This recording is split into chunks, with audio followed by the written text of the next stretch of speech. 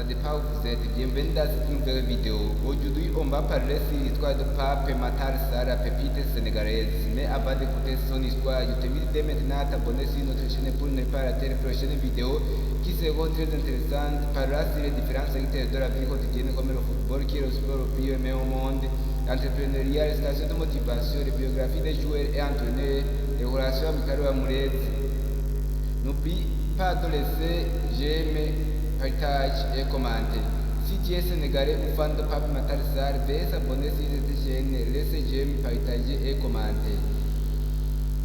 Pape Matar Sarr est l'une des pépites sénégalaises et africaines que le monde du football attend beaucoup de choses sur lui dans l'avenir. Alors qui est Pape Matar Sarr? Voici son histoire.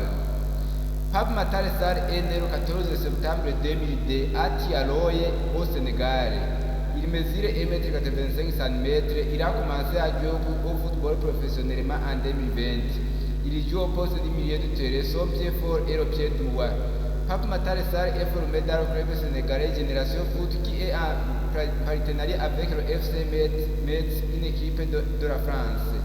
C'est-à-dire que les talents de Génération Foot vont au FC Metz pour faire des tests. S'il choisit le joueur, si le FC Metz choisit le joueur, il reste à Metz.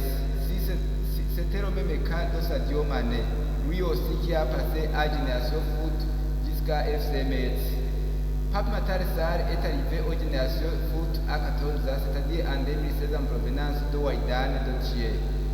Pape Matar Sarr a rejoint le FC Metz le 15 septembre 2020 à 18 ans.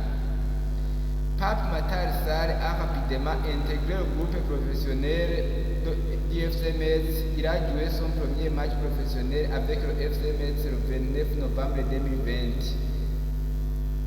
C'était lors d'un match de Ligue 1, championnat de la première division en France. C'était le match contre Brest.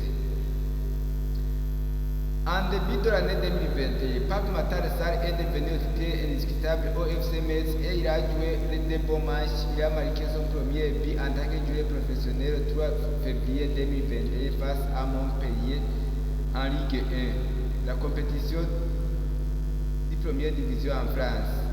Après avoir montré des performances incroyables au FC Metz, Pape Matar Sarr a été convoité par plusieurs grands clubs, notamment de la première ligue. Mais le 27 août 2021, Pape Matar Sarr a été transféré au Tottenham Hotspur, l'un des meilleurs clubs en Angleterre. Il a été transféré pour 20 millions d'euros, mais il est resté comme prêt dans son club de FC Metz pour la saison 2021-2022. Durant la saison 2022-2023, Pape Matar Sarr est arrivé à Tottenham Hotspur en Angleterre et il continue de s'imposer. La carrière de Pape Matar Sarr est l'un des joueurs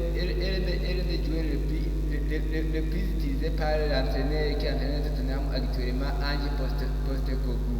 Pape Matar Sarr est l'un des joueurs qui évolue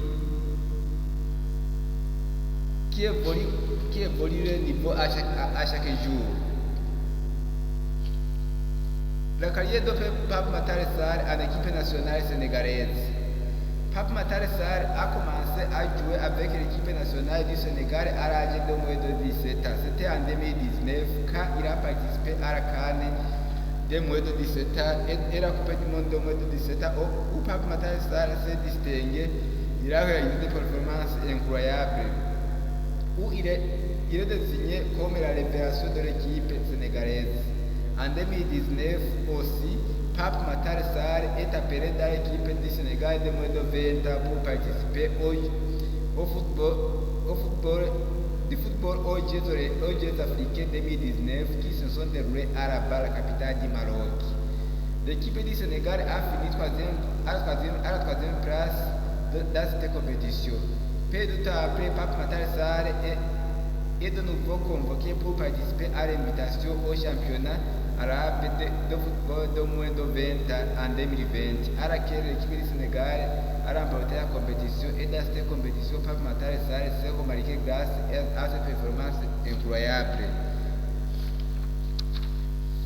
Après avoir réalisé des performances incroyables dans l'équipe du Sénégal de moins de 20 ans, Pape Matar Sarr a été appelé pour la première fois en équipe nationale du Sénégal, surnommé également le Lion de la Teranga en mars 2020.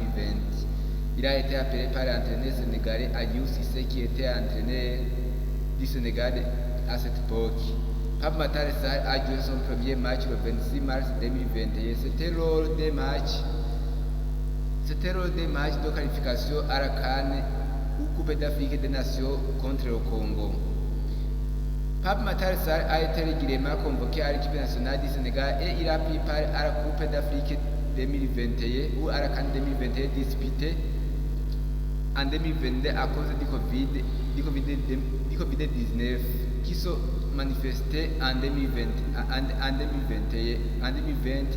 et 2021. Au début de cette compétition, Pape Matar Sarr a été testé positif au coronavirus, ce qui a freiné son entrée dans la compétition. Il a joué le premier match de la CAN 2021, le demi-finale contre du match qui a opposé le Sénégal et le Burkina Faso. Et il a pris part au premier titre du Sénégal en Coupe d'Afrique. Cette CAN 2021 s'est déroulée au Cameroun. Pape Matar Sarr a réalisé des performances incroyables malgré son tas de jeux moyen. Le 11 novembre 2022, Pape Matar Sarr a été sélectionné pour participer à la Coupe du Monde 2022 qui s'est déroulée au Qatar et un des pays asiatiques dans le mois de novembre et décembre 2022. Pape Matar Sarr a joué son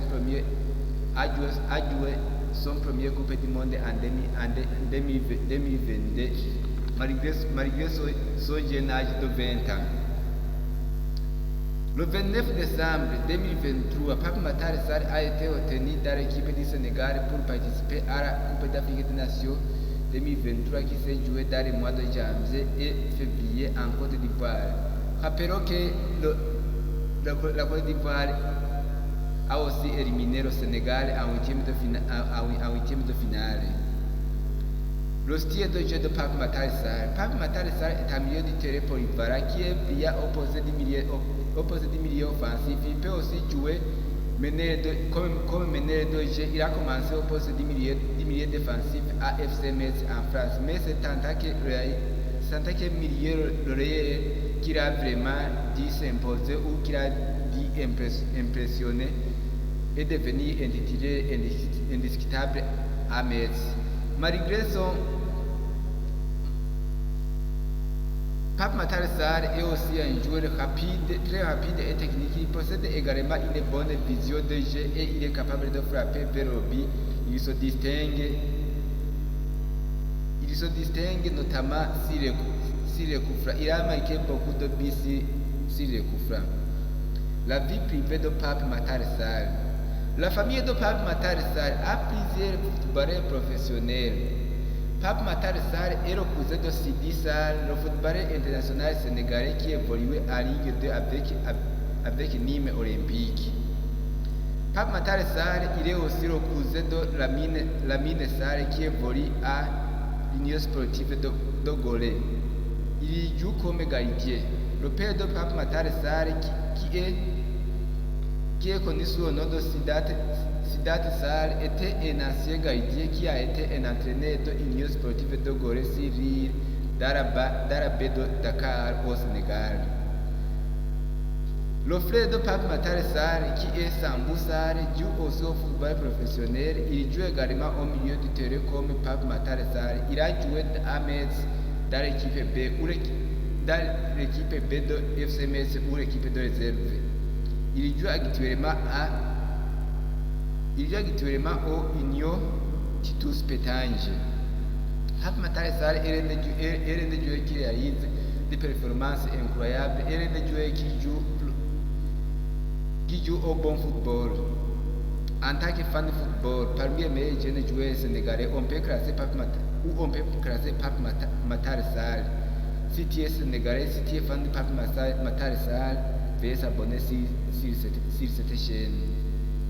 Avant de partir, je t'invite dès maintenant à t'abonner sur cette chaîne pour ne pas rater les prochaines vidéos qui seront très intéressantes, parlant sur les différents secteurs de la vie quotidienne comme le football qui est le sport le plus aimé au monde, l'entrepreneuriat, le développement personnel, les stations de motivation, les relations amicales ou amoureuses, les biographies des joueurs et des entraîneurs, les biographies des stars dans de différents domaines comme le football,